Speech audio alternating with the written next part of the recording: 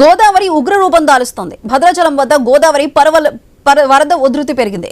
నీటి మట్టం 43 అడుగులకు చేరటంతో అధికారులు మొదటి ప్రమాద హెచ్చరికను జారీ చేశారు. కొద్ది రోజులుగా ఎడతెరిపి లేకుండా కురుస్తున్న భారీ వర్షాలతో వాగులు, వంకలు, గోదావరి ఉపనదులు పొంగి ప్రవహిస్తున్నాయి. గోదావరికి ఎగువన ఉన్న ప్రాజెక్టుల నుంచి కూడా నీటిని దిగువకు విడుదల చేస్తున్నారు. దీంతో భారీగా వరద గోదావరిలోకి వచ్చి చేరుతోంది. భద్రాచలం వద్ద ప్రస్తుతం 9 లక్షల క్యూసెక్లకు పైగా వరద నీరు వచ్చి చేరుతోంది. నిన్న రాత్రి నుంచి గోదావరి ఉధృతి క్రమక్రమంగా పెరుగుతోంది. నీటి మట్టం 48 అడుగులకు చేరితే రెండవ ప్రమాద హెచ్చరిక, 53 అడుగులకు చేరితే మూడవ ప్రమాద హెచ్చరిక జారీ చేస్తారు. ప్రస్తుతం భద్రాచలం వద్ద నుంచి 9,32,288 క్యూసెక్కుల వరద నీరు దిగువకు విడుదలవుతోంది. వరదల దృష్ట్యా భద్రాద్రి కొత్తగూడెం జిల్లాలోని కలెక్టరేట్ కార్యాలయం, భద్రాచలం సబ్ కలెక్టర్ కార్యాలయం, ఐటీడీఏ కార్యాలయాల్లో 3 కంట్రోల్ రూమ్లు ఏర్పాటు చేశారు. వరదల నేపథ్యంలో గోదావరి పరివాహక ప్రాంత ప్రజలు అప్రమత్తంగా ఉండాలని భద్రాద్రి జిల్లా కలెక్టర్ జితేష్ వి పాటిల్ సూచించారు.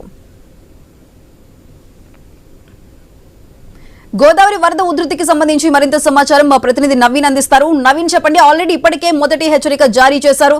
ప్రస్తుతం నీటి మట్టం ఏ విధంగా ఉంది? భద్రాచలం దగ్గర గోదావరి అయితే పరవళ్లు తొక్కుతుంది. ఇప్పటికే నీటి మట్టం పెరగడంతో కూడా 43 అడుగులు నీటి మట్టం చేరడంతో మొదటి ప్రమాద హెచ్చరిక అధికారులు జారీ చేసినట్టు పరిస్థితి కనపడుతుంది. పూర్తి స్థాయిలో కూడా లోతట్టు ప్రాంత ప్రజలను మొత్తం కూడా అప్రమత్తం చేస్తున్నారు అధికారులు ఇప్పటికే. ఎందుకంటే పూర్తిగా గోదావరి పరివాహక ప్రాంతాలలో ఉంటే గ్రామాల మొత్తం కూడా నీట మునిగే అవకాశం ఉంటుంది. ఎందుకంటే దాదాపుగా మొదటి ప్రమాద హెచ్చరిక జారీ అయింది కాబట్టి 43 అడుగుల మేర గోదావరి ప్రభావం కొనసాగుతున్న నేపథ్యంలో అందరూ కూడా అప్రమత్తంగా ఉండాలని చెప్పేసి కూడా జిల్లా కలెక్టర్ అలర్ట్ చేశారు. అంతేకాకుండా ఐటీపీఓతో పాటు అక్కడ ఉన్నటువంటి స్థానికంగా ఉన్న ఆర్టీఓ వీళ్ళందరూ కూడా పూర్తి స్థాయిలో కూడా అధికారులతో రివ్యూ పెట్టిన పరిస్థితి కనపడుతుంది. దాదాపుగా 48 అడుగులు చేరితే రెండో ప్రమాద హెచ్చరిక జారీ చేస్తారు. అదేవిధంగా 53 అడుగులు చేరితే మూడో ప్రమాద హెచ్చరిక జారీ చేసే అవకాశం ఉన్న నేపథ్యంలో పూర్తిగా క్రమంగా గోదావరి రాత్రి నుంచి ఉగ్ర రూపం దాలుస్తుంది. క్రమంగా పెరుగుకుంటూ వస్తున్న పరిస్థితి కాబట్టి ఇంకా కూడా పెరిగే అవకాశం ఉంటుంది. ఎందుకంటే ఎగువ బాగా కూడా వర్షాలు పడుతున్న నేపథ్యంలో వరద మహారాష్ట్రతో పాటు ఛత్తీస్గఢ్ లో ఎక్కువ వరద వస్తున్న పరిస్థితి కాబడుతుంది. గోదావరి భద్రాచలం క్రమంగా పెరుగుతున్న నేపథ్యంలో పూర్తి స్థాయిలో కూడా శబరి నది కూడా పోటెత్తడంతో కూడా గోదావరి కొద్దిగా బ్యాక్ అనడంతో కొద్దిగా వరద గ్రామాలు ఏవైతుంటే ముప్పు గ్రామాలు మొత్తం కూడా వరద చేరే అవకాశం ఉంటుంది. అంతేకాకుండా ప్రధాన జాతీయ రహదారులు ఇటు జగదల్పూర్ కావచ్చు, ఇటు మహారాష్ట్ర పోయే రహదారులు మొత్తం కూడా ఛత్తీస్గఢ్ మహారాష్ట్ర పోయే ఆంధ్రప్రదేశ్కి వెళ్ళినటువంటి రహదారుల మీద వరద వచ్చే అవకాశం ఉంటుందని చెప్పేసి కూడా అధికారులు ఒక అంచనా ఇస్తున్నారు. ఇప్పటికే వాహనాలకు సంబంధించి భారీ వాహనాలు మొత్తం కూడా నిలిపేసే ప్రయత్నం కూడా చేస్తున్నారు. ఎందుకంటే రోడ్ల మీదకి వరద వస్తే ఖచ్చితంగా ఆ ప్రమాద ఘాటికలు ఉంటాయి కాబట్టి ఎవరు కూడా వెళ్ళకూడదని చెప్పేసి కూడా చెప్తున్నారు. చేపల వెంటకి ఎట్టి పరిస్థితులు కూడా గోదావరిలోకి ఎవరు వెళ్ళకూడదు. ఇప్పటికే పునరావాస కేంద్రాలకు సంబంధించినటువంటి ఏవైతే ఉన్నాయో గతంలో గుర్తించినటువంటి పునరావాస కేంద్రాలని మళ్ళీ యాక్టివ్ గా ఉంటాయి. మొత్తం అధికార యంత్రాంగం మొత్తం కూడా అక్కడ ఉన్నటువంటి గిరిజనులు మొత్తం కూడా అప్రమత్తం చేయాలి. ముంపుకు సంబంధించిన గ్రామాలు ఏవైతే ఉంటే ముంపు గ్రామాల్లో దాదాపుగా వాళ్ళందరినీ ఎక్కువ ఫ్లడ్ వచ్చినట్టు గ్రామాలు ఉంటాయి. వాళ్ళందరూ కూడా వెంటనే తీసుకొచ్చి సురక్షిత ప్రాంతాలకు తరలించాలని చెప్పేసి కూడా జిల్లా కలెక్టర్ అయితే చెప్పినట్టు పరిస్థితిగా పడుతుంది. పూర్తి స్థాయిలో కూడా టోల్ ఫ్రీ నెంబర్ కూడా అక్కడ పెట్టినట్టు పరిస్థితి కనపడుతుంది. ఎందుకంటే పూర్తిగా అక్కడ ఎవరైనా ఇబ్బందులు పడితే మాత్రం ఖచ్చితంగా టోల్ ఫ్రీ నెంబర్ కి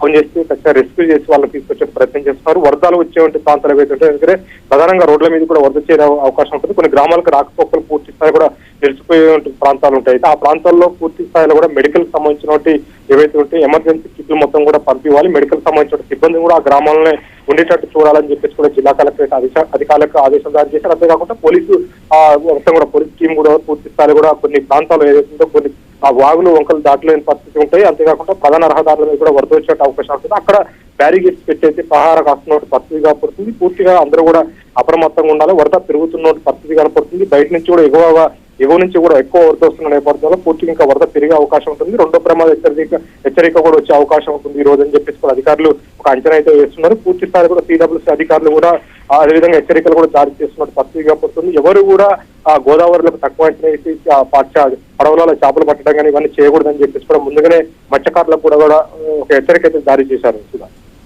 రైట్ నవీన్, థ్యాంక్ యూ.